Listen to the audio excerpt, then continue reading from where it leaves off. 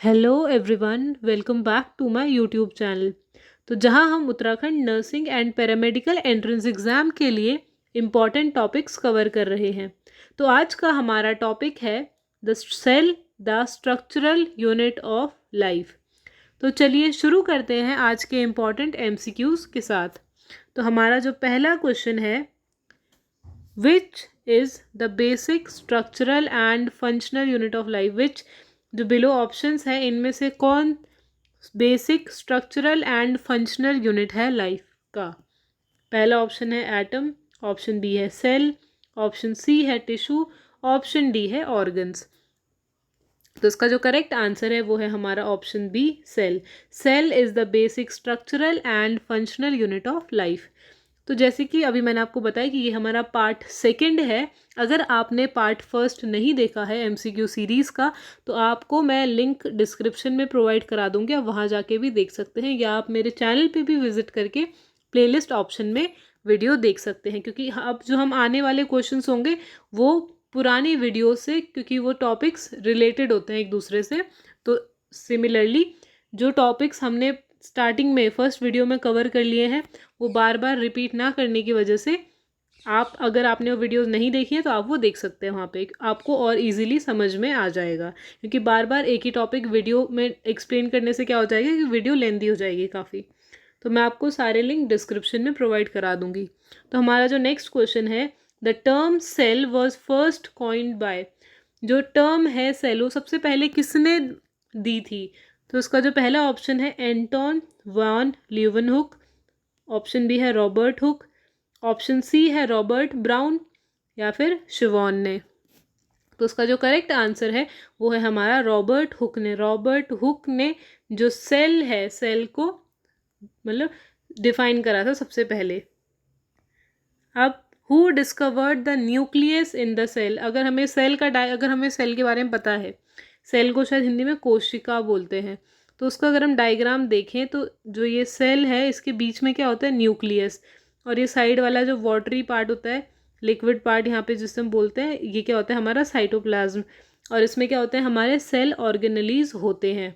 तो who discovered the nucleus in the cell, किसने discovery करी थी न्यूक्लियस की सेल में।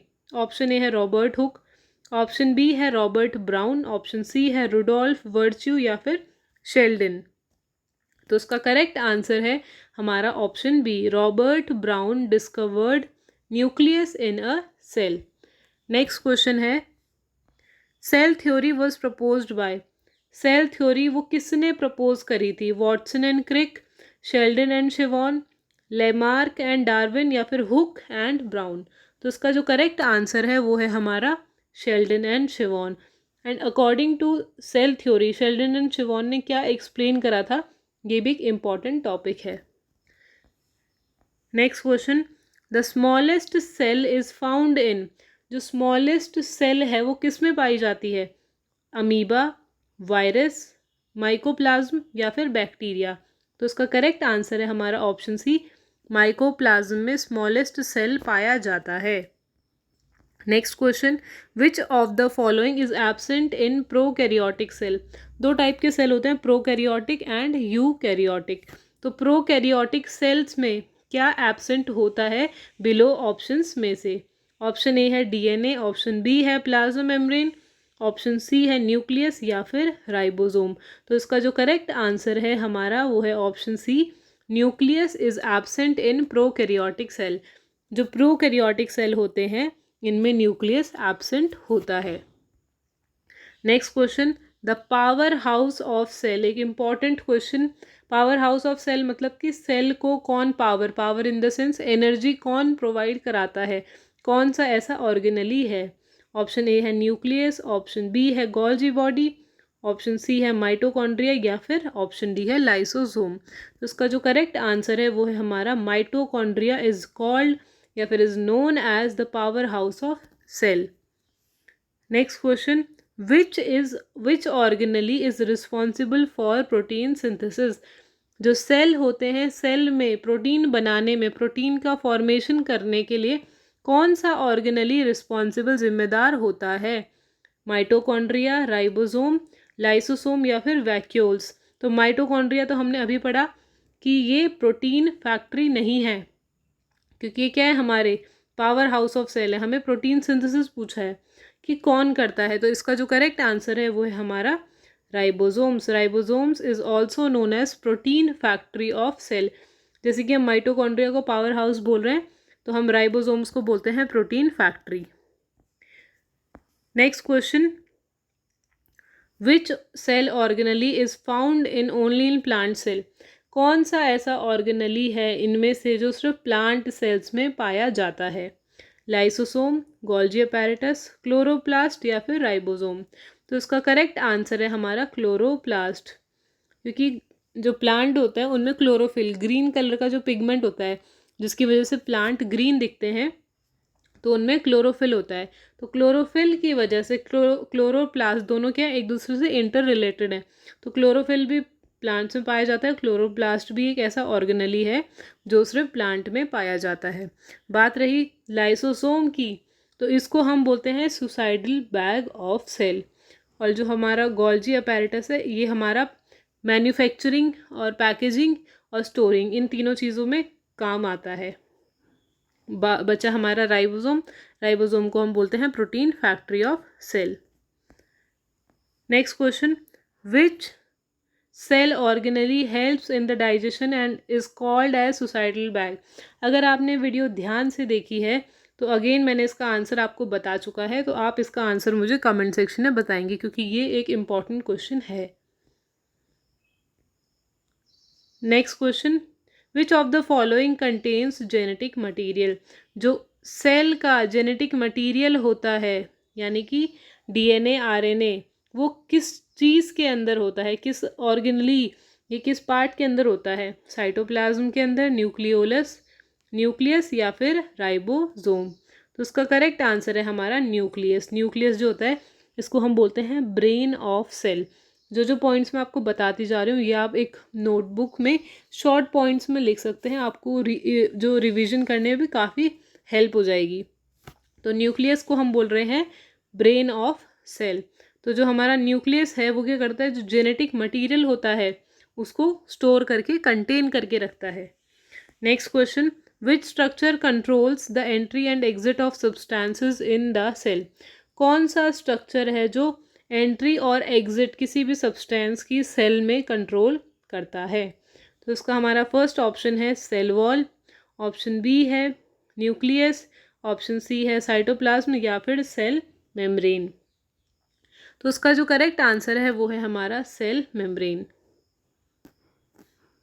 Next question, which part of the plant cell provides shape and protection? Plant cell का कौन सा पार्ट शेप प्रोवाइड कराता है और साथ ही साथ प्रोटेक्शन भी प्रोवाइड कराता है? साइटोप्लाज्म, न्यूक्लियस, सेल वॉल या फिर माइटोकॉन्ड्रिया? तो हमें प्रोटेक्ट कौन करेगा? जो चीज़ सबसे ज़्यादा बाहर से होगी। तो अगर हम सेल को देखें तो सेल के सबसे बाहर से जो पार्ट होता है वो होती है हमारी सेल वॉल। तो cell wall is the part of plant जो किसी भी सेल को शेप और प्रोटेक्शन प्रोवाइड करा रही है। नेक्स्ट क्वेश्चन, जो वैक्यूल्स होते हैं, vacuoles in the plant cells are used for respiration, digestion, storage या फिर प्रोटीन सिंथेसिस? तो इसका जो करेक्ट आंसर है वो है हमारा ऑप्शन सी, स्टोरेज। जो वैक्यूल्स होते हैं प्लांट में वो स्टोरेज के लिए यूज़ किए जाते हैं। Next question, which organelle modifies packages and transports protein? तो अभी मैंने आपको बताया था स्टोरेज, पैकेजिंग और ट्रांसपोर्टेशन किसका काम है।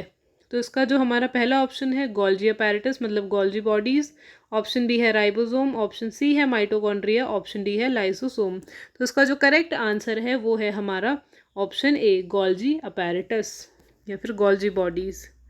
Next question, cells lacking a true nucleus are called? उन सेल्स जिनमें न्यूक्लियस नहीं होता है उन सेल्स को हम क्या बोलते हैं? तो इससे रिलेटेड एक क्वेश्चन पहले भी पूछा गया है इसी वीडियो के स्टार्टिंग में ही। ऑप्शन ए है यूकैरियोटिक सेल, ऑप्शन बी है प्रोकैरियोटिक सेल, ऑप्शन सी है multicellular cell and option D है एनिमल सेल। तो इसका जो करेक्ट आंसर है वो है हमारा प्रोकैरियोटिक सेल, जिनमें क्या होता है, न्यूक्लियस एब्सेंट होता है। Next question, which of the following is a semi permeable membrane. नीचे बिलो जो ऑप्शन है इनमें से कौन सा सेमी परमिएबल मेम्ब्रेन होती है, किसमें, न्यूक्लियस में, सेल मेम्ब्रेन में, सेल वॉल में, या फिर साइटोप्लाज्म में।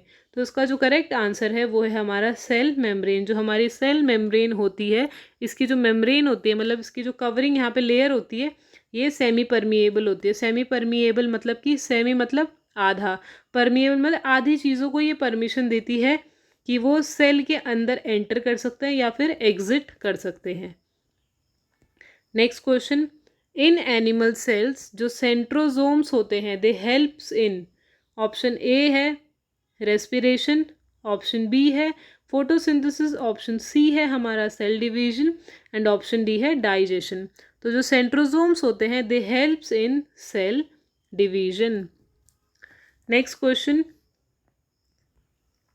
विच of these is present in animal cell but absent in most of the plant cell. तो इनमें से कौन सी ऐसी चीज़ है जो एनिमल सेल्स में प्रेजेंट होती है, एनिमल सेल्स में प्रेजेंट होती है बट प्लांट सेल्स में नहीं होती है।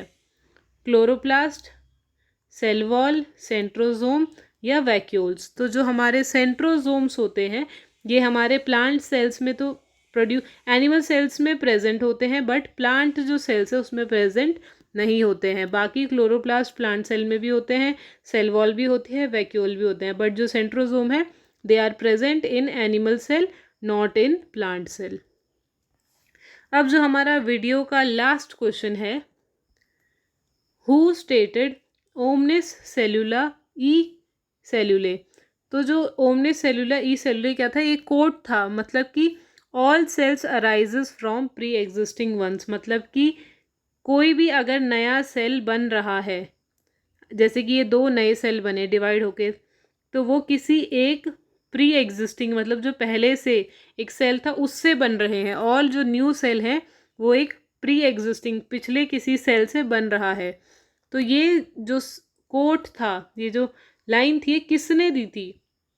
ऑप्शन ए है शेल्डन, ऑप्शन बी है शेवॉन, ऑप्शन सी है वर्च्यू, एंड ऑप्शन डी है रॉबर्ट हुक।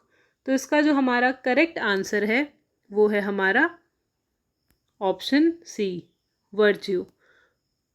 तो ये थे हमारे कुछ most important and expected MCQs from the topic cell the structural unit of life. तो आशा है आपको समझ में आया होगा और आपके कॉन्सेप्ट्स भी क्लियर हुए होंगे।